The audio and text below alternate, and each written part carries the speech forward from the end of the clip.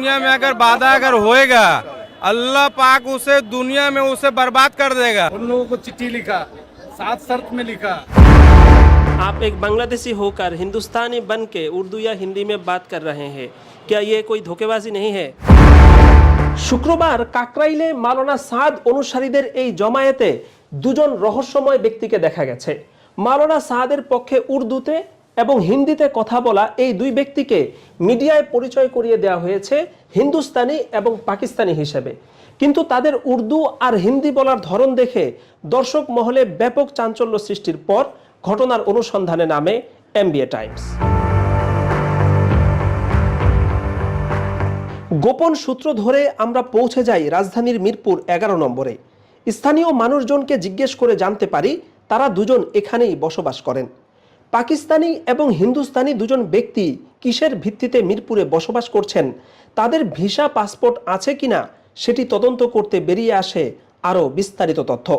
এলাকাবাসী এবং আত্মীয় স্বজনকে জিজ্ঞেস করে জানা যায় তারা আদৌ পাকিস্তানি বা হিন্দুস্তানি নন, तारा मूलत स्थानीय बांग्लादेशी। ये गाँव से देखो, इस आदमी को तुम पहचानते हो? है। क्या नाम है इसका? फैयाज भाई। फैयाज भाई, तुम्हारा क्या लगता है? कुछ लगता है? हम भाई लगता। तुम्हारा भाई लगता है। कहाँ रहते हैं ये? হিন্দুস্তানি হিসেবে দেখানো জনাব ফাইয়াজকে প্রথমে না পাওয়ায় খোঁজ নিয়ে আমরা পৌঁছে যাই তার বাসায়। বাসা থেকে ফোন নম্বর সংগ্রহের পর মিরপুরের এক জায়গায় আমাদের দেখা হয় जनाब फैयाजेर साथे। आप एक बांग्लादेशी होकर हिंदुस्तानी बन के उर्दू या हिंदी में बात कर रहे हैं, क्या ये कोई धोखेबाजी नहीं है? मैं जो बात जो भाषा में करता हूँ, मेरा भाषा ही तो उर्दू है, और मैंने तो नहीं कहा कुछ भी वहाँ पे जो मैं इंडियन हूँ, इंडियन मुस्लिम हूँ, या मैं हाँ उर्दू भाषी हूँ, ये सच है, इसमें कोई शक नहीं है। मेरा ज़बान उर्दू है, बांग्ला नहीं है। मैंने तो कोई चीटिंग नहीं किया, कोई गलत नहीं किया, कोई झूठ नहीं बोला, सच। लेकिन वो जो जर्नलिस्ट है वो आपको हिंदुस्तानी कहा, आपने कोई बात की है बाद में उसके? वहाँ पे भाई इतना भीड़, इतना रश था, जो पीछे से आदमी बोल के कोई इंग्लिश में इंटरव्यू दे रहा है, कोई बांग्ला में दे रहा है, कोई उर्दू में दे रहा है, तो मुझे लंबा चौड़ा आदमी देख के मुझे बोला कि ये, और जानता हूँ वहाँ पे मैं उर्दू भाषी हूँ, इसलिए मुझे आगे बढ़ाया उर्दू में बोलने के लिए। इंग्लिश में मेरे बाद फिर इंग्लिश में भी दिया कोई, ठीक है।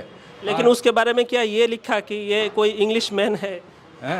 नहीं लिखा, तो वो तो इंग्लिश में तो बात कर रही है, तो सब जान रहा, समझ रहा है, लिखने का तो कोई ज़रूरत नहीं। इंग्लिश मैन जो है उसको तो चेहरा देख के पता चलता है कि वो बांग्लादेशी है, लेकिन जो हिंदुस्तानी और पाकिस्तानी है चेहरा देख के तो पता नहीं चलता। तो अभी आपको पता करा दे रहा हूँ, मैं चला दे रहा हूँ, जो मैं बंगाली नहीं हूँ, मैं बंगाली नहीं हूँ, मैं उर्दू लफ्ज़ का हूँ। এটা কি ইচ্ছাই হয়েছে নাকি অনিচ্ছাকৃতভাবে হয়েছে, এবং একই এলাকার দুজন মানুষের একজনকে হিন্দুস্তানি এবং একজনকে এই যে পাকিস্তানি হিসাবে সাংবাদিক পরিচয় করিয়ে দিলেন, এটা কি আদৌ কাকতালীয় কোনো বিষয় নাকি পরিকল্পিত? বিষয়টি নিয়ে আমরা প্রশ্ন করেছিলাম সুপরিচিত আলেম মাওলানা আব্দুল্লাহ ফারুককে, যিনি মাওলানা সাদ সাহেবের গোমরাহি নিয়ে ব্যাপক লেখালেখি এবং গবেষণা করেছেন। ভাই, তাদের ধর্মই হচ্ছে প্রতারণা করা, দারুল উলুম দেওবন্দের অফিসিয়াল ফতুয়াকে বিকৃত করা, লেটার পেড জালিয়াতি করা। এই বিগত 7-8 বছরে আমরা তাদের প্রতারণার অনেক ইতিহাস দেখেছি। আফসোসের বিষয় হচ্ছে আমাদের বাংলাদেশের মাতৃভাষা বাংলা, নিউজ চ্যানেলটাও বাংলা নিউজ চ্যানেল, যারা অডিয়েন্স যারা দেখবে তারাও বাঙালি। তাদের সামনে একজন ব্যক্তি উর্দুতে বক্তব্য দিবে, আরেকজন হিন্দিতে বক্তব্য দিবে, এবং একজনের পরিচয় দেওয়া হবে পাকিস্তানি, আরেকজনের পরিচয় দেওয়া হবে ভারতীয়। এটা অবশ্যই প্রতারণা, এবং এটা বিশ্বের যে কোনো সুস্থ বিবেকবান ব্যক্তি এটাকে প্রতারণা বলবে। यहाँ रहते हैं, बट यहाँ नहीं रहते हैं, डीप प्लॉट में। डीप प्लॉट में रहते हैं? डीप प्लॉट में आपका रहते हैं। ओ, डीप प्लॉट में रहते हैं। इस भाई का नाम क्या है? इनका नाम है जुबाइर। জুবাইর নামের যে ব্যক্তিকে পাকিস্তানি হিসাবে দেখানো হয়েছে তার ফুফাতো ভাইয়ের কাছ থেকে নম্বর সংগ্রহ করে আমরা তাকে সরাসরি কল করি। যে বাংলাদেশি হয়ে পাকিস্তানি হিসাবে মিডিয়ায় উপস্থাপন করা এটা একরকম প্রতারণা, এবং এর মাধ্যমে মানুষের একটা সিম্প্যাথি পাওয়ার আপনারা চেষ্টা করছেন। এই বিষয়টা নিয়ে আসলে আপনি কি বলবেন?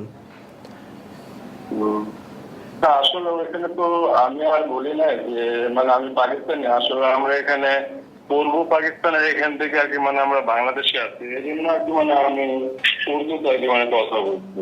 যারা আপনার বক্তব্যটা শুনবেন তারাও বাংলাদেশি, ওই চ্যানেলটাও বাংলাদেশি, এবং আপনারা যখন বাইরের মানুষের সাথে কথা বলেন আপনারাও বাংলায় কথা বলেন, তাহলে ওখানে উর্দুতে বলার কি উদ্দেশ্য ছিল?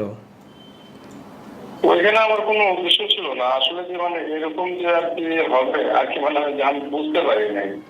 আচ্ছা আচ্ছা, তো এখন এখানে আরেকটা বিষয়, সেটা হচ্ছে যে অনেক সময় ভুল হয় বা মিস্টেক হয়। তো সাংবাদিক যদি ভুল করে থাকেন, একই এলাকার দুইজন মানুষের ক্ষেত্রে একই সাথে সাংবাদিকের ভুল হবে, এটা কি আপনার কাছে নিজের কাছে বাস্তবসম্মত মনে হয় কিনা? আর আরেকটা প্রশ্ন হচ্ছে যে যদি সাংবাদিক ভুল করেও থাকেন, তো আপনারা পরবর্তীতে এই ভুলটা সংশোধনের জন্য যোগাযোগ করা বা কমপক্ষে ওখানে কমেন্ট করে নিজের দিকটা সমর্থন করা, যে না আমরা তো নিজেদেরকে হিন্দুস্তানি পাকিস্তানি দাবি করি নাই, আপনারা এটা ভুল লিখেছেন, এমন কোনো কিছু কি আপনারা করেছেন? না না না, আসলে আমি ওইখানে আপনার যে আগে মানে ভিডিওটা বুঝছেন, জি জি, আমি তো এখনো আর কি মানে আমি ভালো মতো আমি দেখি নাই। জুবায়ের বলছেন তিনি ঠিকমতো তার সেই ভিডিও দেখেনি নাই, তিনি বলতে পারেন না তাকে নিয়ে কি হচ্ছে বা হয়েছে। অপরদিকে ফাইয়াজ বলছেন হিন্দুস্তানি হিসাবে তাকে দেখানো হলেও এক্ষেত্রে তিনি তার বা সাংবাদিকের কোনো ভুল দেখছেন না, অথচ এখনও সেই মিডিয়ায় তাদেরকে হিন্দুস্তানি এবং পাকিস্তানি হিসাবেই দেখানো হচ্ছে। এখানে একটা বিষয় হলো, কোনো সাংবাদিক না জেনে পোস্ট মানে ক্যাপশন দিবেন না, প্রচার করবেন না। তারা যেহেতু পরিচয় করে দিয়েছিল পাকিস্তানি হিসাবে, পরিচয় করে দিয়েছিল ভারতীয় হিসাবে, সেই ভিত্তিতে ওনারা সাক্ষাৎকার নিয়েছেন। এখন যদি এটাকে আমরা সাংবাদিকের দোষ ধরেও নেই তর্কের খাতিরে, তখন কিন্তু এই ভাইদের দায়িত্ব ছিল দলীয় প্যাডে বা অফিসিয়ালভাবে এটার প্রতিবাদ করা। তারা যেহেতু এটাকে প্রতিবাদ করছেন না এবং তাদের এই কাজটাকে, ওই ব্যক্তির এই কাজটাকে দোষ হিসাবে সাব্যস্ত করতেছেন না, তাহলে আমরা এখান থেকে পরিষ্কার বুঝে নেব যে এটির প্রতি, এই প্রতারণার প্রতি তাদের দলীয় সমর্থন রয়েছে।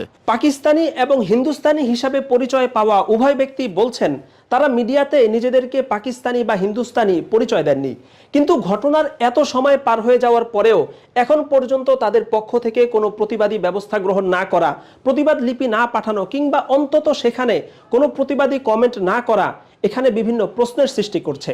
তাবলিগের মধ্যে যে দ্বন্দ্ব রয়েছে সেটি তার জায়গা মতো থাকলেও এখন বাংলাদেশি ব্যক্তিদেরকে যেভাবে মিডিয়াতে পাকিস্তানি বা হিন্দুস্তানি হিসাবে উপস্থাপন করে বিশেষ সিম্প্যাথি আদায়ের চেষ্টা করা হচ্ছে, সেটি আসলে কখনোই ভালো কিছুর ইঙ্গিত বহন করে না।